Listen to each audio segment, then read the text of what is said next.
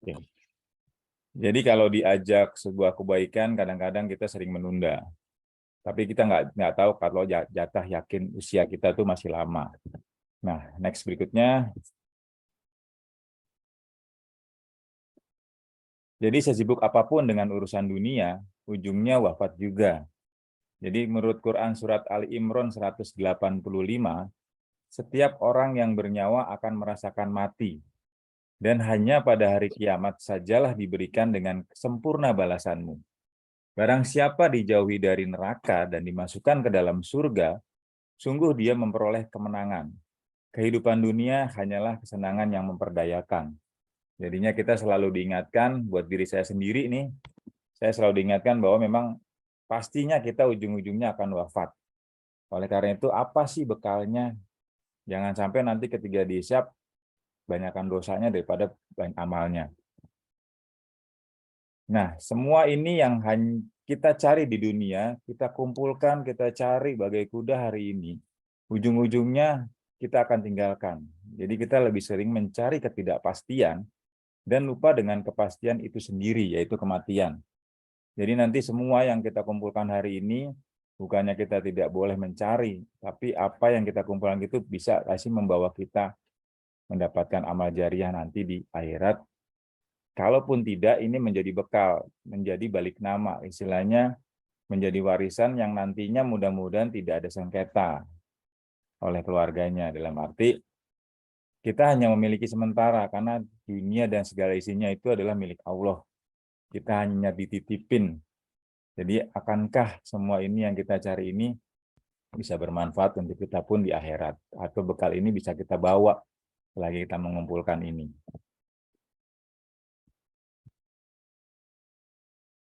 Nah, kalau kita mengetahui sebenarnya keinginan terbesar orang yang lebih dulu meninggal, yang sudah lama atau yang baru kemarin, itu bahwa keinginan dia adalah untuk berwakaf.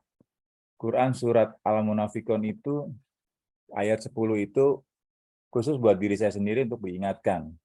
Dan infakkanlah sebagian dari apa yang telah kami berikan kepadamu sebelum kematian datang kepada salah seorang di antara kamu. Lalu dia berkata, menyesalinya, ya Tuhanku, kiranya engkau berkenan menunda kematianku sedikit waktu lagi, maka aku akan dapat bersedekah dan aku akan termasuk orang-orang yang soleh.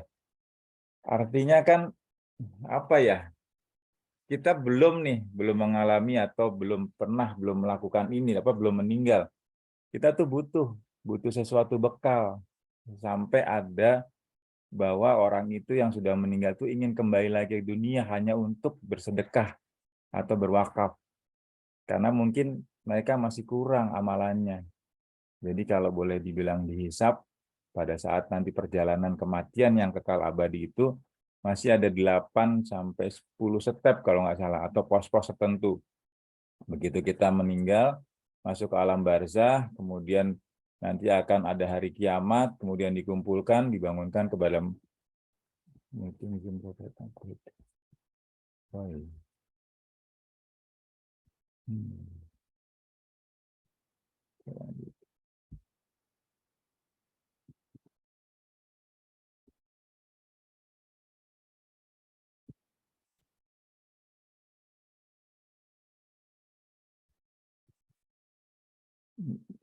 Bentar.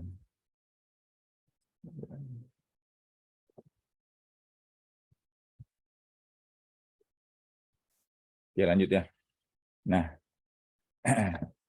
mohon maaf ada kegangguan lagi. Nah ini yang baiknya. Jadi kabar baiknya adalah ketiga saat di alam kubur, semua amalan terputus kecuali 3 hal. Yaitu anak yang soleh, anak yang selalu mendoakan, dan yakin berapa lama terus mendoakan kita. Jadi dalam arti, kalau bersyukur kita punya anak soleh, tapi kan keimanan itu tidak bisa diwariskan. Jadi ketika ternyata anak kita lebih dulu meninggal, maka doa itu terputus, maka amal itu terputus. Jadi kita juga tidak yakin bahwa anak-anak kita selalu mendoakan, selalu benar-benar mendoakan, walaupun bukan anak kita sendiri atau anak yatim piatu dan sebagainya. Yang kedua adalah ilmu bermanfaat. Ilmu bermanfaat yaitu ilmu yang mungkin kita bisa mengajarkan anak kita tentang sholat, bukan hanya ilmu dunia, tapi juga ilmu akhirat, tentang sholat, tentang sesuatu hal, atau kita memang guru atau dosen. Dan itu ilmunya bermanfaat bila orang itu masih ada. Tapi ketiga orang itu juga dia telah meninggal, maka amalan itu juga terputus. Nah, yang ketiga adalah sedekah jariah. Nah, sedekah jariah ini saya khususkan untuk wakaf. Kenapa? Karena pahala wakaf itu ketika pewakafnya meninggal, pahala amal jariah kita terus berjalan. Sedekah jariah itu kan banyak, bisa dilakukan sedekah tiap pagi atau sedekah subuh, sedekah Jumat, dan sebagainya. Tapi kalau ketika sedekah subuh atau sedekah Jumat kita stop atau berhenti, atau kita meninggal, maka sedekah itu akan terputus. Nah, jadi saya akan fokusnya adalah ke sedekah jariah wakaf. Lalu apa sih sedekah jariah itu? Sedekah jariah itu berupa wakaf itu apa? Itu adalah bekal. Bekal yang dibutuhkan, yang sangat dibutuhkan nanti setelah seseorang meninggal dunia, karena amal jariah wakaf akan terus mengalir pahalanya dan menambah berat timbangan amal seseorang bagi yang melakukannya selagi hidup. Jadi ternyata ketiga hal tadi yang kita coba sampaikan kabar gembiranya, kalau kita punya anak yang soleh hari ini, ya alhamdulillahirobbilalamin. Kemudian ilmu kita bermanfaat, dan hari ini saya sepertinya sedang memberikan ilmu sedekah jariah ilmu. Semoga ilmu ini terus mengalir ke teman-teman, dan teman-teman bisa menyampaikan bahwa ternyata wakaf ini, kuantum wakaf ini sangat baik. Begitu banyaknya tanah di Indonesia yang sudah diwakafkan tadi tidak berfungsi apapun. Artinya kita bisa membantu mereka untuk bisa membangun sebuah masjid, madrasah, kemudian rumah tahfiz, dan sebagainya. Di bawah siapa? Nanti di bawah naungan Badan Wakaf Indonesia. Next, Umar bin Khattab juga pernah berkata, hisaplah dirimu sebelum engkau dihisap. Artinya kita introspeksi diri nih. Seberapa banyak bekal yang nanti dipersiapkan? Seberapa banyak dosa yang telah dilakukan?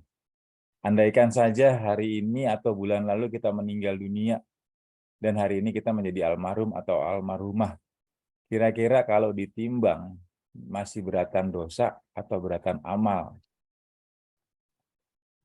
Teman-teman coba yakinin dari dalam diri sendiri. Kalau saya merasa bahwa masih kurang amalan saya.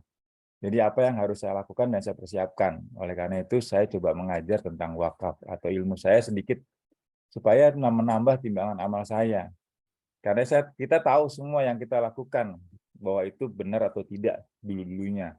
Tapi hari ini saya akan memperbaiki itu, dan saya coba mengajak untuk berwakaf nih Bapak dan Ibu semua. Artinya kita introspeksi nih, benar nggak sih beratan mana nanti ketika kita ditimbang amalan atau dosa kita yang banyak. Nah, kenapa nih setiap keluarga penting mempunyai amal jariah berupa wakaf? Nggak ada yang tega kalau kita merasa bahwa anak-anak kita ada yang di surga, ada yang di neraka, termasuk orang tua kita. Ketika kita nanti akan bertemu, ternyata ada yang dipisahkan di situ. Pasti saya tidak rela. Nah, oleh karena itu saya mengajak nih, berwakaf secara berjamaah, sekeluarga, sehingga pahala amalannya bisa tertuju untuk orang tua kita. Baik orang tua kita, baik pasangan kita, maupun anak-anak kita. Kalau andaikan orang tua saya masih hidup, saya akan berwakaf untuk orang tua saya. Tapi kedua orang tua saya baru saja meninggal, artinya pahala amal saya yang nanti saya buat, itu untuk kedua orang tua saya. Begitupun saya akan mengajarkan anak-anak saya, untuk bisa mereka melihat bahwa potensi kita untuk membantu mereka mendapatkan pahala amal jariah, agar kita bertemu lagi nanti di surga. Nah, secara berjamaah kita hari ini sama-sama mendengarkan, semoga apa yang saya sampaikan ini menjadi bagian dari ilmu amal jariah saya. Nah, yang berikutnya adalah, apa itu wakaf? Wakaf itu adalah menyerahkan harta benda untuk dimanfaatkan selamanya atau untuk jangka waktu tertentu, sesuai dengan kepentingan guna untuk keperluan ibadah atau kemaslahatan umum menurut syariah. Dulu wakaf itu terkenal dengan 3M atau 3M. Kalau enggak masjid, kalau enggak musola atau madrasah, kalau enggak makam. Nah, sekarang kan kelihatannya lebih populer lagi, wakaf itu sudah banyak orang tidak hanya berupa tanah.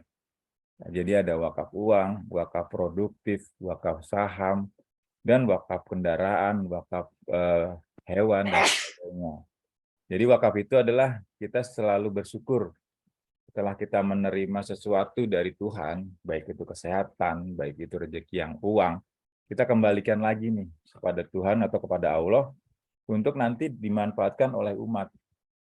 Nanti saya akan berikan contoh-contoh wakaf yang hari ini masih berjalan. Nah, ini ada istilah-istilah dalam wakaf. Wakif itu adalah orang yang berwakaf. Contoh kita, ketika kita ingin berwakaf, kita nama disebutnya wakif. Kemudian mauquf itu harta yang diwakafkan, baik tanah, kemudian kendaraan, sapi, hewan, dan sebagainya.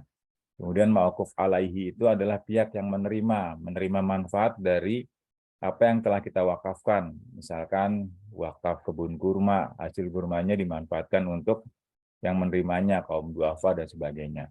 Seperti contoh, dibangunnya rumah sakit duafa itu di Bogor. Itu rumah sakit itu, Dompet Duafa memberikan rumah sakit itu secara gratis untuk kaum duafa, tanpa bayaran sama sekali. Nah, itu hasil dari kuantum wakaf yang dikumpulkan oleh umat yang ingin berwakaf. Kemudian Nazir Wakif itu adalah lembaga pengelola harta wakaf, seperti rumah zakat, Dompet Duafa, Al-Azhar, I-Wakaf, Ikadi, dan sebagainya. Kemudian ikrar wakaf adalah pernyataan wakaf dengan lisan atau tulisan dengan isyarat yang mudah dipahami. Jadi artinya ketika teman-teman atau Bapak Ibu melakukan wakaf atau membuka program wakaf nanti yang akan saya jelaskan, kemudian Bapak Ibu langsung bisa berikrar. Wakafnya untuk apa? Pembangunan sumur, pembangunan madrasah, dan sebagainya. Oke, kalau nanti ada yang mau nanya, silahkan di chatting ya.